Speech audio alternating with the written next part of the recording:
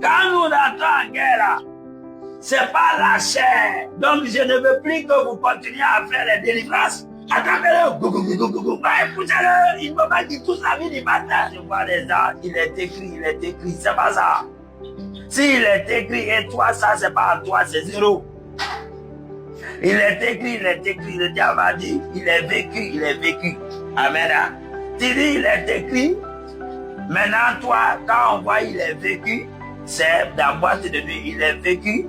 Hier, pasteur, nous étions témoins que tu étais dans la boîte de nuit. Il est vécu hier. Nous avons compris que tu as des fornicateurs, tu as des copines. Alléluia. Amen. Donc, avoir la parole comme épée, c'est ta vie soit mesurée à la parole. Et chaque parole que tu vas sortir de ta bouche à la base des Écritures va détruire le démon. C'est l'épée. Comment on peut faire ta délivrance aujourd'hui? Tu es tombé. Demain, lundi tu tombes, mardi tu tombes, mercredi tu tombes, jeudi tu tombes. À chaque fois qu'il y a un programme, tu tombes. C'est une délivrance.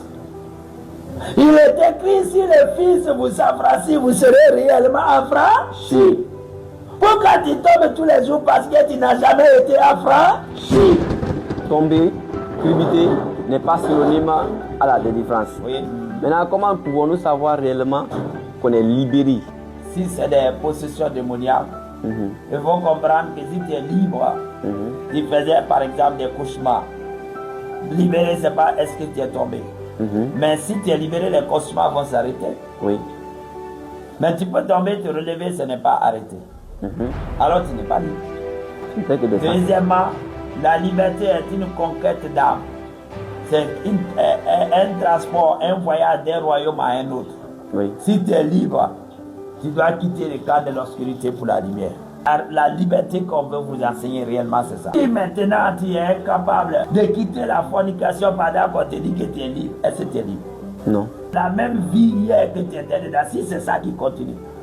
Voilà comment on peut comprendre qu'on est libre ou on n'est pas libre. C'est est-ce que le problème nous a quittés?